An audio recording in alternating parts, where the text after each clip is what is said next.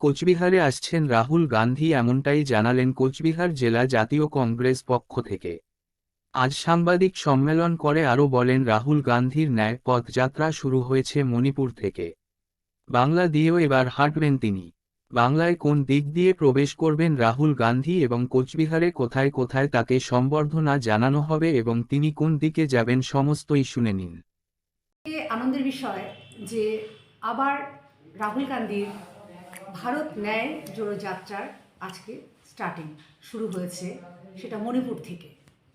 তো এই যাত্রায় আমরা সবাই ভীষণ আপ্লুত, উৎফুল্ল, আনন্দিত যে Rahul Gandhi north two south two north complete করে এবার ইস্ট টু ওয়েস্ট, মানে পূর্ব থেকে পশ্চিম কিন্তু আবার তিনি পদযাত্রায়, সেটা ভারত যে ন্যায় যাত্রা সেটা কিন্তু তিনি মানে সম্পন্ন করতে চলেছেন। সেখানে প্রথম যে আমরা বিশেষ করে এটা মণিপুর থেকে শুরু হয়েছে, এরপরে আসবেন কিন্তু উনি ওয়েস্ট বেঙ্গলে, পশ্চিমবঙ্গে তিনি আসবেন এবং সেই নিয়ে তার রুট ম্যাপটা কী হবে বা এই যাত্রার যে কি উদ্দেশ্য বা আমরা কিভাবে সেটাকে সবার সামনে সেটাকে তুলে ধরবো বা এই যে পশ্চিমবঙ্গের জনবাসী সেটাতে কিভাবে তারা সেটার মধ্যে ইনভলভ হবেন, কিভাবে কি করবেন, সমস্ত বিষয় নিয়ে আমরা কিন্তু ভীষণই মানে উৎফুল্ল।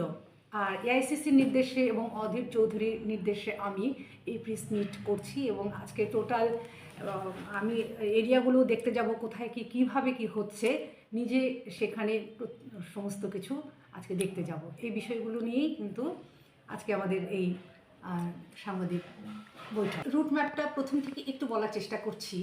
আমরা আসাম বর্ডার যে বক্সিরহাট রয়েছে, সেই বক্সিরহাট থেকে কিন্তু আমরা রাহুল গান্ধীকে সুস্বাগতম করছি এবং কিভাবে করব সেটার অলরেডি আমাদের একটা প্ল্যান চক আউট হয়েছে। কিভাবে ওয়েলকাম করলে করে আমরা যে আমাদের ওয়েস্ট বেঙ্গলের যে ট্র্যাডিশনাল কালচারটাকে আমরা মানে তুলে ধরতে পারি। এখানে শুধু তো রাহুল গান্ধী ন্যাশনাল নয়, রাহুল গান্ধী এমনই একটা ফেস, এমনই একটা পার্সোনালিটি যেটা ইন্টারন্যাশনাল ওয়েতেও সেটা কিন্তু প্লেসমেন্ট হবে। সেখানে আমাদের পশ্চিমবঙ্গের একটা ভ্যালু অবশ্যই রাখে। তো সেখানে পশ্চিমবঙ্গের যে একটা ট্র্যাডিশনাল কিছু তুলে ধরার চেষ্টা করব আর করে সেখানে আমরা বক্সিরহাট থেকে রাহুল গান্ধীকে সুস্বাগতম জানিয়ে তুফানগঞ্জে তিনি আসছেন। তুফানগঞ্জে আসার পরে সেখানে 3 কিলোমিটার আরেকটু এগিয়ে সেখানে একটা লাঞ্চ ব্রেক করা হবে। সেই জায়গাটা কিন্তু আমি আজকে অবজারভেশনে যাচ্ছি, কর্মীর বাড়ি নয়। কোন জায়গায় হবে সেই জায়গাটাই আমি দেখতে যাচ্ছি। এটা এখনও একটু সারপ্রাইজ থাক, যে জায়গাটা সেই জায়গাটাকে আমাদের অ্যারেঞ্জ করতে হবে, গুছিয়ে নিতে হবে সুন্দরভাবে। তো সেখানে লাঞ্চ ব্রেক হবে, কিছুটা ব্রেকের পরে সেটা গাড়ি করে আবার চিড়িয়াখানায় এসে চিড়িয়াখানা থেকে কিন্তু আবার পদযাত্রা শুরু হবে। রাহুল গান্ধী থাকছেন এবং বিভিন্ন লিডাররা থাকছেন, পশ্চিমবঙ্গের লিডাররা থাকছেন, অধীর চৌধুরী থাকছেন, আমরা থাকছি, কোচবিহারবাসী থাকছে, প্রেস থাকছে। থেকে এটা এখন সব থেকে বড় খবর যে রাহুল গান্ধী আসছেন আমাদের একদম পশ্চিমবঙ্গে, একদম কোচবিহারে। তো সুতরাং আমরা রাহুল গান্ধীকে বসিরহাট থেকে একদম ওয়েলকাম করছি।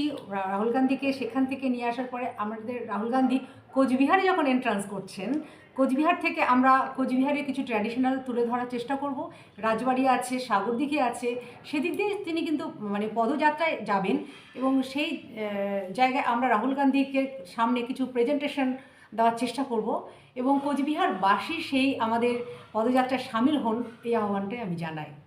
কোচবিহারের রেলঘুমটি থেকে একদম স্ট্রেট স্টেশন মোড় হয়ে সুনীতি রোড হয়ে কাচারি মোড় হয়ে তিনি যাচ্ছেন এবং তারপর রাজবাড়ির সামনে দিয়ে খাগড়াবাড়ি পাস করছেন। কোচবিহারে রাত্রি থাকছেন না, রাত্রি যাপন করছেন ফালাকাটায়।